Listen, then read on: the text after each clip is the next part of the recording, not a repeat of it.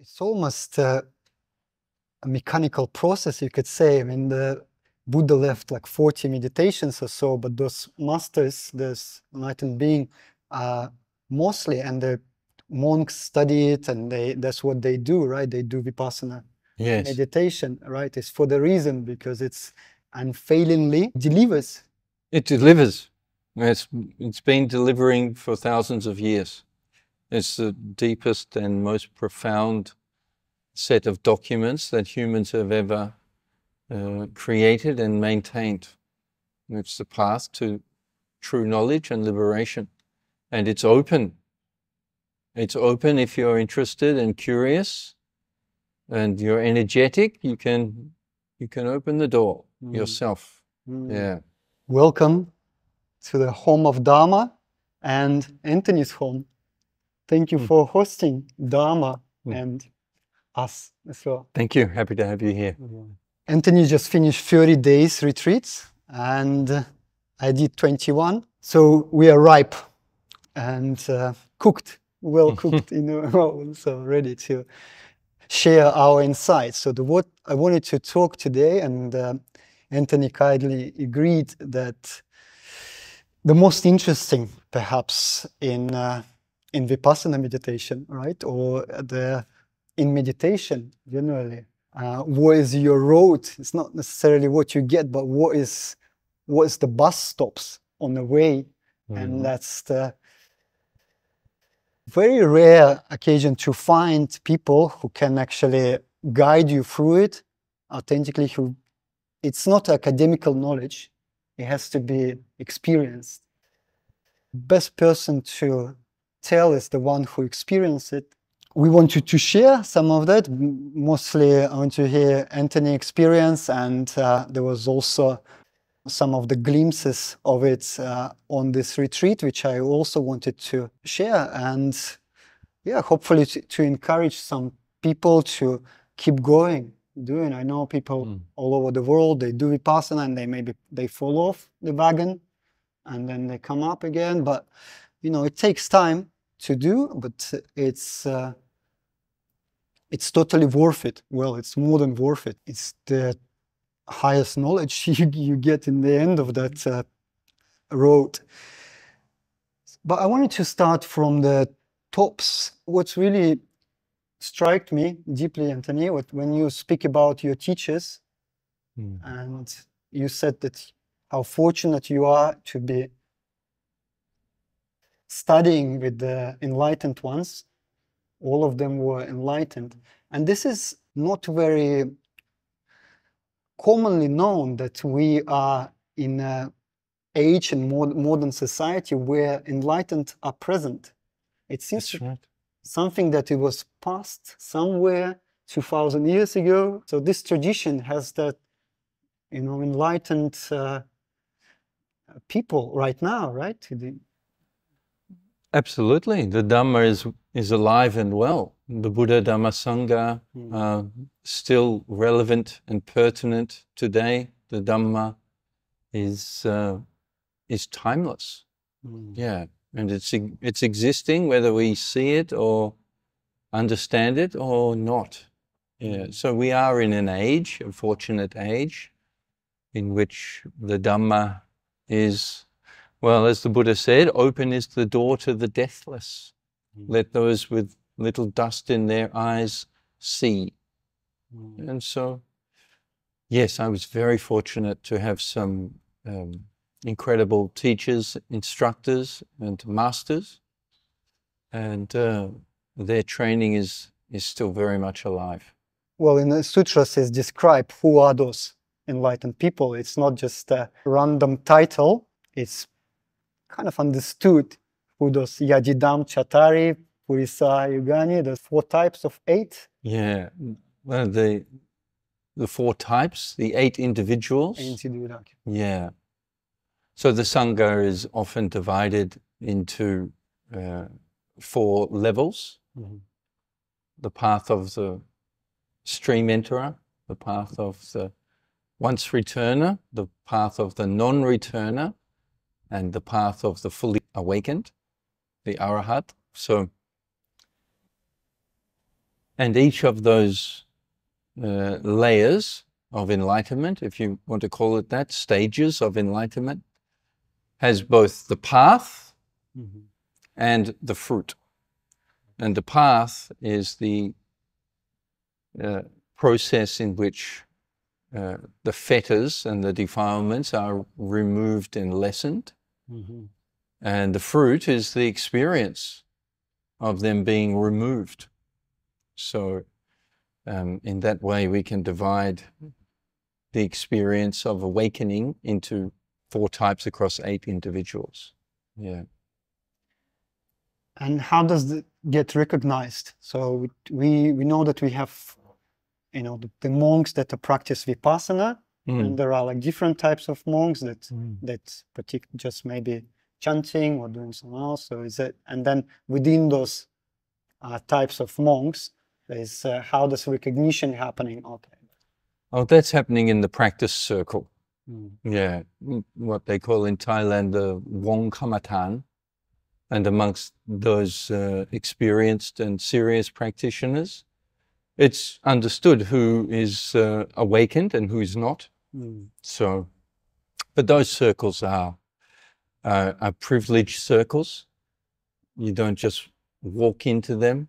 You have to practice and earn your kind of opportunity to learn where the enlightened ones are, because they're not normally advertising.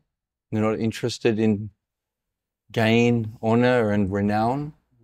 And they're in the mode of relinquishing and letting go of things. That's their practice and that's their nature. And so many of them try to avoid the circus of fame and popularity. But within the practice circles, it's no secret. Yeah. And those great teachers are normally protected by a sangha of other practitioners. Yeah. And normally quite protective, actually. But once you're in the circle, in the scene, then, for example, you'll go to one place and you'll practice there, and you'll meet someone within that practice circle who will take you to another meditation center where you'll meet another teacher, and you'll meet some other students, and those students will say, hey, we're going to meet another teacher. And so you get within the circle of practice. These things are not advertised on the internet or not commonly known in Western meditation circles unless you're in the scene. The Dhamma is timeless, a kaliko, right? That experience is not necessarily how many retreats you've done or like how many paths you've done. It's always potent in the moment of now. Right? It's only in the now. Yeah, and it's a certain arrangement of certain conditions. There are 8 of them. They're called the path factors. The Noble Eightfold Path, if all those 8 conditions are in place, then the process of awakening begins. Yeah. And it's a doable lifetime achievement. Well, it can only be done in the present moment. Yeah. And so it's certainly available. If all the boxes are ticked, then in a single moment, of course, it has to happen. It can only happen in a single moment. The training and building up to that moment, though, that's a gradual training. That's a continuous checking and practicing and evaluating and investigating both the meditative mind and the phenomena that we're observing and noting and knowing and letting go. So you're always evaluating the faculties and the practitioners, those indriyas, and monitoring the phenomena as well. And that's happening in the present moment. And if right view is there, if you're seeing clearly in that moment, then that's an akaliko moment. You can experience the unconditioned in that moment. Yes, it's like a competency, isn't it? It's you sort of take time, to be able to see it, to be able to break through? I don't know. Is that maybe like learning scale to drop that learning? Do you need to be learned to be able to let go? It's a natural turning to that mode of experience. Mm. It naturally goes in that way. In fact, when the mindfulness and wisdom is activated, then it cannot take anything personally. And that's its structure then. The structure changes, but in the lead up after that, there's a lot of repetition, a lot of continuity, trying to set up the structure. But once it's set up, it becomes, well, they like to use the term effortless. It's not completely effortless, but it requires less effort than the beginning stages. Yeah. Settling down into that mode of observation, of awareness and wisdom, sati sampajanya, and using that as a foundation, using that as your base, and then whatever else is happening in the 5 khandha, any other sensations that are arising, any feeling or perception through the doors, or any of the thought processes or consciousness itself. In that position, once it's set up, those experiences arise and pass away. And if you tune into that aspect of the experience, of the arising and passing away of the phenomena, then that's the practice forward. Yeah, it's about, first of all, we learn to be able to maintain the view of observation, and once it's maintained, and then it starts to process the information through anicca, dukkha, anatta, rather than processing it through nicca,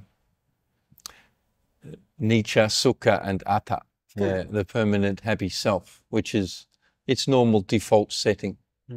So in the beginning, it takes a great deal of effort to be in this stepped back position. It takes a lot of intensive work.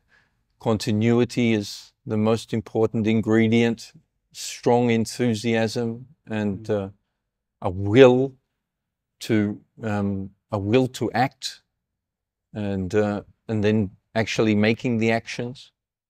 Yeah. But once it's set up, then it's I don't want to say it's autopilot or cruise control, but it can be more easily maintained, entered and exit, and Well, it's interesting that the Buddha in Satipatthana, right? He gives some time scale, let alone 7 years, 6 years, let alone 5 years, and so on, and let alone months, 7 days. That's right. So I think it's about the karmic roots, or the dust in the air. What is that about? Did you have the experience of someone breaking through to that? The development, the individual's development is dependent upon the development of the faculties of the 5 indriya: faith, energy, mindfulness, concentration, and wisdom. And so we never know how developed a being's faculties are. These are the controlling spiritual faculties of the unit, of the being. And some people have done a lot of work in developing those faculties, both in this lifetime and perhaps previously. So when they come to meditate, some people take off very quickly. For others, it's a slower and more gradual process. And everyone goes through the process at their own individual pace. But of course, the pace of the progress is also influenced by the continuity of the awareness. And that's the main contributor. It's the continuity of awareness. Yeah. So it's a retreat practice, right? It's not necessarily, well, it's good to have the home practice daily, maintain that ability to drive that car, but to get that car to destination, that needs to be a setting like this, like where awareness can be continuous for some time. Well, that's the advantages of meditation centers. That's what monasteries have been built for by every spiritual tradition of every denomination around the world. It's specifically for that retreating into the personal space, so that the practice, the meditation, the yoga, the prayer, everything can be continuous. Yeah. So it is a practice. It is a high level practice, and it's advantageous to learn it in a retreat environment to get a real taste of what it's like. But then it can certainly be applied in your daily life. Yeah. It can be applied momentarily if you have the skill to just step back, note and know what is present. If you can withdraw from the particular characteristics of experience, if you can withdraw from the particulars of your experience and rest on a foundation of awareness and wisdom, then it's just a matter of doing that as often as you can. Yeah. Yeah, like Mahasi Sayadaw said, isn't it, that retreat is the most important practice, and then the Buddha took it further, like saying patience is the most important. So it's like you come to the retreat, and then your patience start playing a role. Yeah, patience you have to learn. It doesn't come naturally. It's something to be sunk into and appreciated. Yeah, because it's very powerful. The ability to be content and comfortable relies on patience. Yeah, because what patience is it's patiently enduring. It's forbearing. It's tolerating the pressure point. And the pressure point is the moment when the person starts to experience their being in a mode of unpleasantness. That can come through many sources, but it will always come through one of the 6 sense doors. And so you can observe at the 6 sense doors. That can be your base. And you can watch and see where dukkha arises in that way. Yeah. Yes, that's another motivation was to record this video, is that insights, that what they give you, that kind of foundation for ongoing practice and for ongoing motivation to, because once you've seen, you can't unsee it anymore. It's sort of, it's there like rendering everything else. Something come up and it comes to that experience, you know that you saw something that was completely profound, and nobody needs to tell you that anymore. Nobody needs to prove you anymore. You kind of know that's sort of it, and then you establish yourself on the path. Well, that's and that's exactly what that's called in the Pali. It's called Magga Magga Visuddhi Jnana Dasana. Something like that, which means knowledge and vision of what is and what is not the path. And so you realize that the fireworks and the exciting, deep and deeply interesting samadhi perceptions that arise when the mind becomes unified and you experience lots of strange phenomena. Once you have a deep flash of insight, it becomes very clear, oh, that's the path. That is going to be the path which is going to evolve into, this is impermanent. What is impermanent? That is suffering. What is suffering? That is non-self. What is non-self should be seen as it actually is with proper wisdom. This is not mine. This I am not. This is not myself.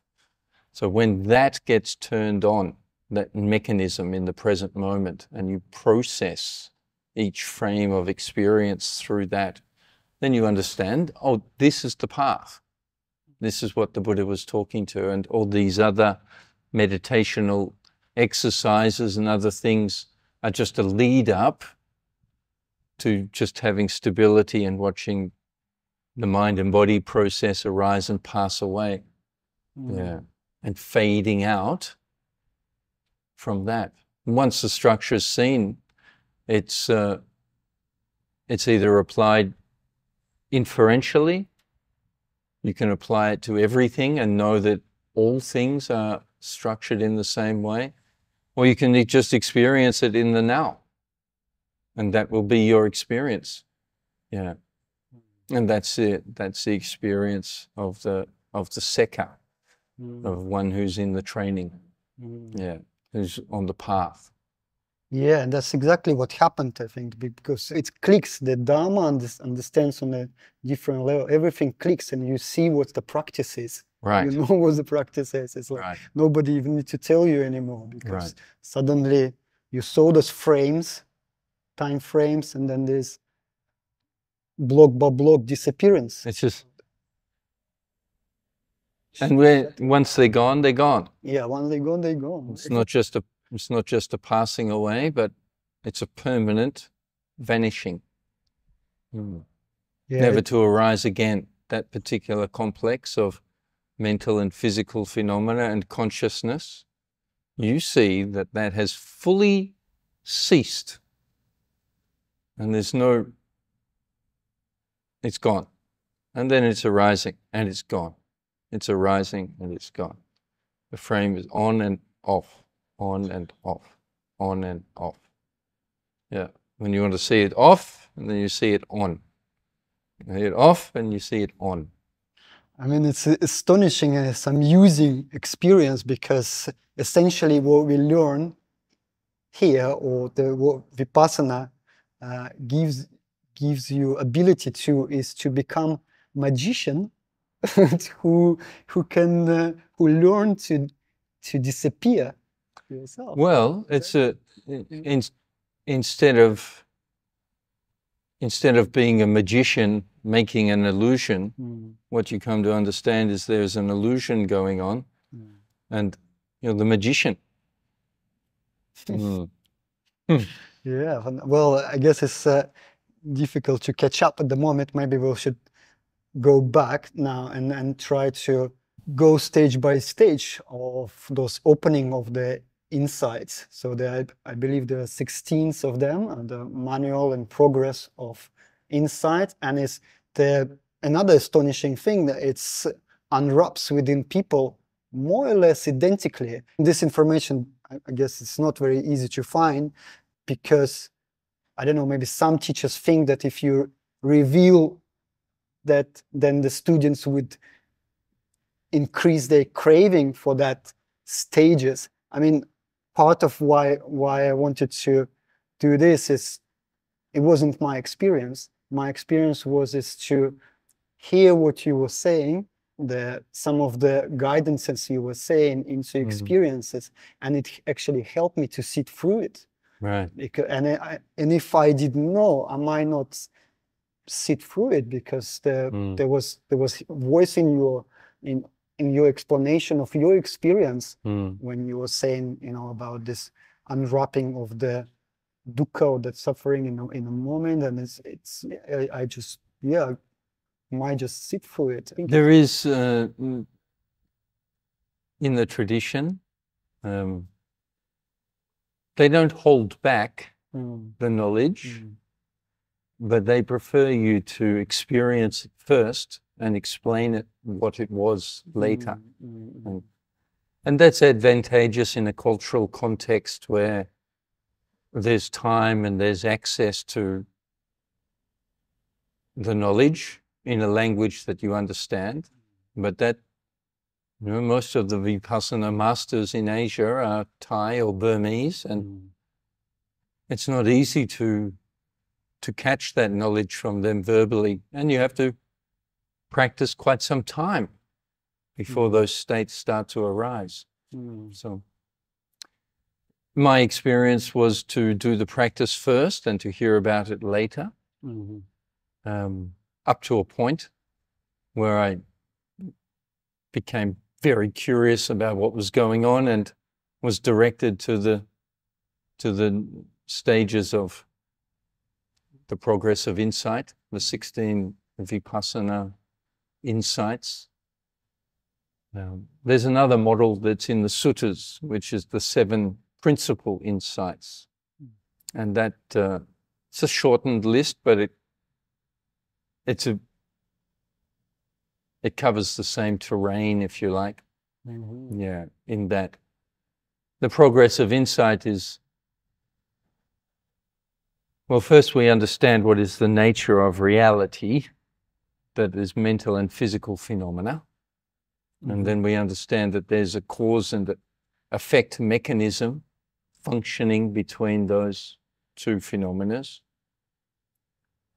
And we meditate to understand and gain knowledge about the nature of those phenomena. In particular, we want to step away from the conceptual experience of a person and come to understand the more structural experience of this mind and body process in the present moment. We want to turn away from the externalities of the person and start to look at the processes and the structures of the and the qualities in particular of the experience. Phenomenologically, objectively examining what are these experiences when I'm not taking them personally. And this sets the stage for the unfolding of insight. And first you have to properly understand and see what the nature of the physical world is. It's earth, water, fire, and air, and the nature of the mental world. That's the thoughts and feelings and perceptions, and also consciousness. So our path begins, and most people's practice remains in this examination, trying to see clearly the nature of mental and physical phenomena. And as the practice progresses, there's more and more attention aimed at different aspects of the experience. We become so familiar with the experience and we examine it from different angles until we fully understand it. And the completion of that full understanding includes an understanding that whatever this thing is, it's not me, it's not mine, and it's not I. And that's fundamental to seeing and understanding the nature of an object. Not only do you understand what it is, its intrinsic qualities, you understand the cause and effect mechanism that it's in at that moment. It's both being conditioned and acting as a conditioner for other things. And you see that it's impermanent.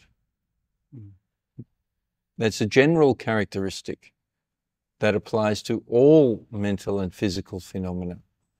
All those things that condition other things, that needs to be seen as impermanent. Because the thing that those things are conditioning is our sense of personal identity. So the aim of the practice is to understand those things which are conditioning our sense of self. And when we see and understand that those things which are conditioning our sense of self are impermanent, and our sense of self is bound up with that object, what we then see is that our sense of self is, if it's bound up with what is impermanent, that this is an unsatisfactory situation. Our sense of happiness in being does not stand, when we understand and see that the happiness of being is impermanent. As long as we see the happiness of being permanent, it stands. If we see permanence, we see permanent happy self. But if we see impermanence in the structure that's conditioning our sense of self, then that conditioning process results in the opposite thing, which is not permanent happy self, but impermanent, unsatisfactory, impersonal process. Yeah. So depending on how you look, right, wrong view, you'll see a permanent happy self. But if you're able to see the phenomena as impermanent, unsatisfactory process, then it's relinquished. Yeah. It's not taken as me and mine anymore. So you spoke about, we can say it's like a 4 first Vipassana insights, right? You spoke about, so the first one is seeing the body and mental process. Sometimes people experience like seeing the body from outside, where you just stepping out of it and very clearly seeing yourself sitting there, smiling, doing its meditation. So for me, so that was quite striking experience. It's very powerful, isn't it? Yeah. Yeah. When the mind and body, that's called nama rupa paricheda jnana. Jnana means knowledge. Nama rupa means mind and matter, or name and form. Sometimes it's translated as. Paricheda means to understand the distinction between those things. So to understand the distinction between them, we experience those two entities in a different location. That's the body, it's sitting on the floor. This is the mind that's knowing that. And those two things are separated. That's the first Vipassana insight. That is, as you said, a very striking experience, because you see for the first time that that's the body that I've been thinking was me, but I can see very clearly that it's not me at all. It's something, but I'm over here. I'm this awareness. Your identification will be with the immaterial part of the experience. Normally, the material and the immaterial are beautifully fused together in a human experience. But in Vipassana, when the mind settles down, they separate. And so the knowing presence and the physical are seen separately. The second Vipassana insight is to see how those two things are functioning together. Sometimes the physical is the cause and the mental is the effect. Sometimes the mental is the cause and the physical is the effect. So they're always in a structure of dependent conditionality on each other for their existence. So they don't arise separately. They're always arising together. But in our Vipassana insight, we can see that they're separate things. And we can also see that that is what is the object of consciousness. So that's the second insight. If you have the third insight, then you start to see this experience in terms of impermanence, in terms of it being unsatisfactory, in terms of it being an impersonal. The most striking feature of it is that it's out of control. It's doing its own thing, by itself, for itself, in that way. And this is the true beginning of the Vipassana insight. Yeah. Yeah, this one I think is where was the most probably unsettling. for me it's when the rising and falling within your body unfolds into nothing, and then into emptiness, and then you see that it's highly unreliable, highly flaky, a rising event happening, which is holding the entire elephant structure of your being, your past, your future, your family, your wherever you built on, is held on this some kind of conditioner, which is impermanent. yeah, so and is also being conditioned, yeah. and it's being held. The structure's held in place by ignorance. That's at the bottom, because it doesn't know that it doesn't know what's going on. It stays like that. I mean, that what the interesting thing was after that vision is appearing the physical. It turns into painful realization. It's like unwrapping slowly into kind of fist in your stomach, which you can hear crumpling, and that's where when you're talking about your experience, sitting for 2.5 hours and going through, I think it was also for me being, I don't know, sitting there for 1.5 hours already in a posture, being quite numb already. There was kind of deemed some of that pain, but the pain was just arising like waves and waves and waves, and that was the I don't know, it's sort of triggering not just a mental experience, but triggering some kind of absolute, real, in a moment, physical experience that you can feel and you can hear. Yeah, it's something very real going on. There's a transformation going on. Your awareness is becoming heightened, and it's having an effect on the body. And the body is displaying the new reality that's in the mind. That when you start to see things arising and passing away, that everything starts arising and passing away. And there's a lot of change, and there's tension, and the three characteristics are showing themselves very distinctly through the body. Yeah. So that when you see the anicca or impermanence clearly, then the dukkha, suffering, it's displaying itself. Is that's what's happening? That's what's happening. Yeah. You see impermanence, and you'll see the body in some way passing away, some part of it or some part of the experience or mental states just fading very quickly. And if you experience the dukkha characteristic, then you'll experience a lot of tension, tightness. It'll become unbearably hot, pressure. It'll start to affect the rising and falling, will become very twisted, tight, a ball of very tight sensation.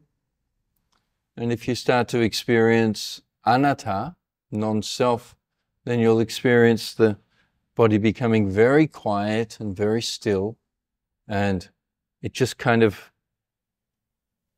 fades away. It just gets slower and slower and slower until it feels like the breathing's going to stop, or that it does stop, and everything disappears. So there are three different doorways that can happen to the yogi. Which door opens depends on the dominant faculty of that meditator. If the dominant faculty is faith, then that meditator will see a lot more impermanence in their experience. If the dominant faculty is concentration, then that person will see more dukkha. And if the dominant faculty is wisdom, then they'll see more impersonal states, out of control, non-self experiences of the mind and body process. But once you see one, you'll see them all. Structurally, they're all there. But how a yogi goes through that will be different. It works like your engine is oiled. It's just start working for me was, okay, finish that session, already like 11 o'clock or whatever it was, go to sleep, and then next morning start walking. And that's where the frames of the perception start disappearing, just erasing several. So I guess it's just like, it's once the processes start rolling, it goes there. Continuity, and you'll find that at that stage of the practice, it won't go backwards anymore from that point. You'll be able to come and you sit down and you start your practice, and it will pick up from those frames fading away. Yeah. So that's one of the advantages of passing through the fourth Vipassana insight, which is called the Udayabhaya, or the knowledge of arising and passing away. And at that stage in the practice, it's like you know what needs to be done, as you expressed. Yeah. You know the path, you know what needs, you've had a little experience, and so, yeah. Actually, there's no person that knows what needs to be done. There's no person there at all. That's just a fallacy. It's the faculties waking up. There's a person required to begin the process, but once those faculties have been developed to a certain extent, they start to do the meditation, and they like to meditate, and they're interested in developing themselves and understanding the experience that's before them. And so it meditates by itself. Yeah, it knows the evolutionary path that it should be going on. Yeah. You've been doing retreats for 10 years or nine years for others. And I remember one of the first retreats, so I've done several. With you, I've done 21 days. 3 weeks, one, and then 21 days and 21 days. And even on the first retreat, which was enough for me to come back, it was that crack opening of the present moment, or you could say the taste of relief, the taste of release in that moment where you saw that little bit of light of relief, and that I came to report. Yeah, you saw relief from yourself. You have a little experience where that filter of subjectiveness is not imposed on the experience. So we call that a direct experience of the present moment.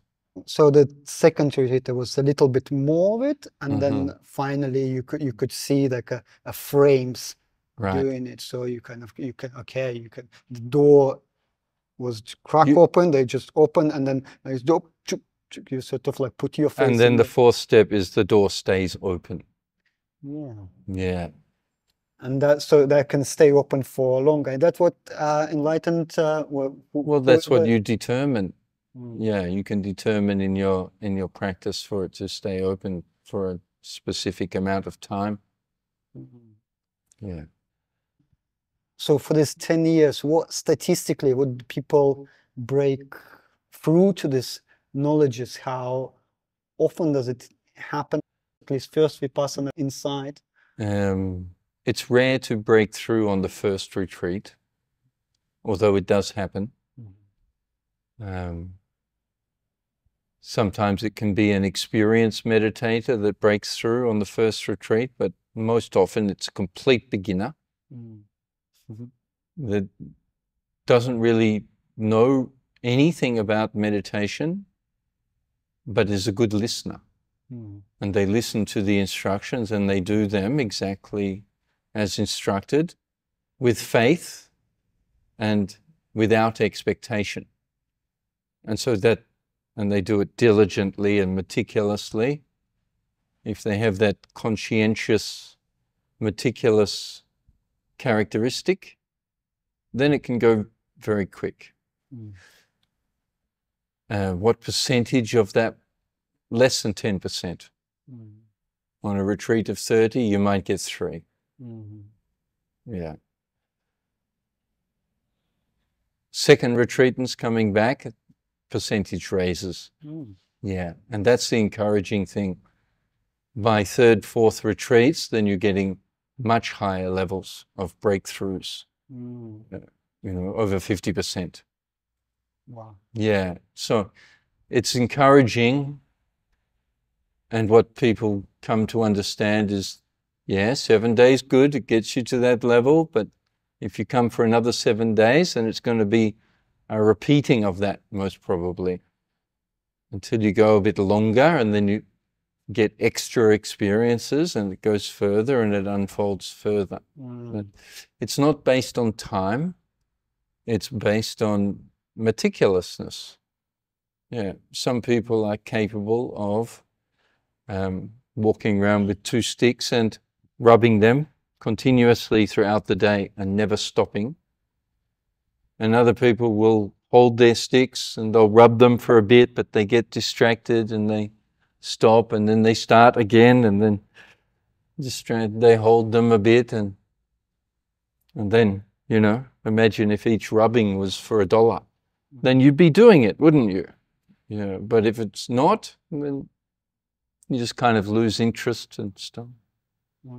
So it's about continuity. And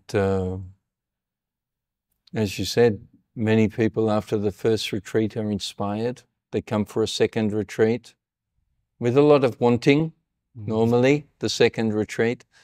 And that can be a very good learning retreat, because that's where you learn to surrender to your expectations and just completely relinquish them, and you learn about resistance to the present moment, trying to make things the way that you want them to be. And then in the third retreat, you kind of, what to do from the first retreat, and you know how to do it from the second retreat. And so the mode and the method. And then by the third retreat, especially if it's a longer one, you'll find that, there's quite a few breakthroughs to at least seeing mind and body separation. And that, although it's the first stage, is a huge change in a person's view about what they are, because they've seen something for themselves. It's not a spiritual teacher or a religious book or a Facebook post telling them some information. It's something that they've experienced. And so it goes deep. It's almost a mechanical process, you could say. I mean, the Buddha left like 40 meditations or so, but those masters, those enlightened beings, mostly, and the monks study it, and that's what they do, right? They do Vipassana meditation, right? It's for the reason, because it's unfailingly delivers. It delivers. It's been delivering for thousands of years. It's the deepest and most profound set of documents that humans have ever created and maintained. It's the path to true knowledge and liberation. And it's open. It's open if you're interested and curious and you're energetic. You can open the door yourself. Yeah. And another beautiful thing that is, you can't fake it, because when you sort of see it and it's very real, it's like, it's inside knowledge, is your own knowledge. But then also you can see other people in the retreat, they all jiggling, or the body loosens up, and then it becomes very evident that I mean, just the fact that the monks been doing it for 2.5 years, you can't do something that it basically doesn't work, right? For 2.5 years. No, I mean, for things, 2,500. yeah, those traditions don't last Yeah. if they don't work. Yeah. And each generation tests the teaching, and in each generation the testing is passed. There's a new generation of enlightened beings each generation, and so it gets passed down. This knowledge is not lost. Yeah. Well, thank you. It can be diluted, but it's not lost. The Dhamma is very much alive in this world. Sounds good. Sounds safe. Something, a refuge to be. Correct. I mean, thank you for keeping it going and not going into the business after your monkhood for 10 years, but coming back and actually, setting up all of this, putting lots of work to pass it on. So thank you. You're welcome, and we're happy to be, for many people, their first touch of the Buddha's teaching. So we're catering for those who don't have much knowledge, but we also cater for those who have been around a little bit as well in the meditation world. So we hope to offer something for everyone. Beautiful. Yeah. We're on the 4th Vipassana insight. Where farther it can go. I mean, well, the process of Vipassana changes your view and your outlook, and its intention is to turn away from conditioned phenomena, which are conditioning a personal sense of self. And so the practice is designed to undo the permanent happy self. And in order to do that, the mind needs to turn away from its existence as a being, as a person. And so as the practice develops, the 3 principal insights of impermanence, dukkha, and non-self, those insights give rise to a further 4 insights. And it's actually through those 4 insights that the enlightenment factors, the software that is being developed, that is the meditational mental factors, that's our method of practice. They're getting developed. Every moment we have a base of Satipatthana, those enlightenment factors are getting developed. And so when those enlightenment factors are perfected through the development of observing anicca, dukkha, anatta, and when they're observed as anicca, dukkha, anatta, impermanence, dukkha, and non-self, then the mind becomes dispassionate towards those phenomena. It becomes disenchanted. Nibbida, or disenchantment, means the mind no longer seeks any delight in them. It finds it quite boring. It's disenchanted. It's not excited. It turns away. And then that increases and strengthens, and it becomes dispassionate towards the phenomena. It's not seeking enjoyment from the phenomena, and it's not seeking a sense of self in the phenomena. So disenchantment and dispassion are not emotional states. They're insights, they're wisdoms, but they're very, very powerful. And if your practice is not done carefully and constructively with awareness and wisdom, it's quite possible that you can be caught in the emotional side of those very deep and profound insights. They're very troubling. You become bored with your life. You become fed up with the world. Things that once interest you no longer interest you. And this is the very heart of the training It's turning the mind away from the world. That's what the path of the Buddha is for. It's for awakening up from the conditioned reality into the unconditioned reality. And so it doesn't just take off its sense of self like it's a jacket.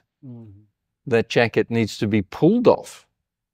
And it's pulled off by disenchantment, dispassion, cessation, nirodha, and it results in relinquishment. It results in a letting go, a giving up, a renunciation of things. So that relinquishment's a very important part of the process. The full relinquishment of involvement with mental and physical phenomena comes about by firstly understanding their nature, and then by the mind naturally finding them unworthy of attention. And so when it finds everything unworthy of attention, it turns away from the world. And when it finds everything unpalatable, then it seeks the unconditioned. And then there's a flip. Everything ceases. The world of consciousness and mental and physical phenomena cease. And there's a revealing of the unconditioned element. And then it restarts again. But that first initial view, that's the Udayabhaya, the taste of the deathless. That process unfolds in that way. So through 7 principal insights into the nature of reality, the unit, the mind and body process, goes through a process of awakening in that way. How long that takes can take months, can take years. Yeah. We shouldn't come into a 10-day retreat. For example, if you're going to a 10-day piano retreat and you've never played piano before, you wouldn't expect that you'd be, playing Chopin, after 10 days. But after 3 years of intensive practice, I'd say you'd be pretty good on that piano. Yeah. Even after 60 days of intensive piano training, I'm sure you'd be able to play quite a good tune on that piano. If you had practiced that tune every day for 60 days, if you'd practice one particular tune for 15 hours a day for 60 days, you could play it with your eyes closed. So it's about practice, it's about training, it's about continuity, it's about being focused on what you're doing and not caring about what the results will be. Allowing it to unfold in its natural way. So it's nice to have a map of how the path unfolds, and once that map is kind of generally or basically understood, then there are a lot of experiences going on within that map. And those experiences are best understood having gone through them by yourself, understanding rather than trying to make each experience arise. So, yeah. Yeah, you were saying that there was quite a rocky time. You run away or something from Yeah, I think it happens to everyone. When disenchantment with mental and physical phenomena as not being me, when that is realized, the mind is not very interested in being a person anymore. I guess that's where the setting up of the monk life or the being close to Dharma, it can help. Being in a suitable environment, right? One of the Of course, if you're having an operation, and the best place to do that operation's in a hospital with doctors and nurses around. Of course, you can do your own self operation in your apartment with your kitchen knives, but it's a different experience than having your operation in the hospital. Some people like home births. Some people prefer it in a hospital. Yeah. And never know how long does it take, right? So You don't know. Could just overcome it within the retreat, I guess. Could you? Is that what people? Well, that's what retreats are for. Yeah. To speed up that process. It takes, you have to do a few retreats to understand what the retreat's for and its special purpose.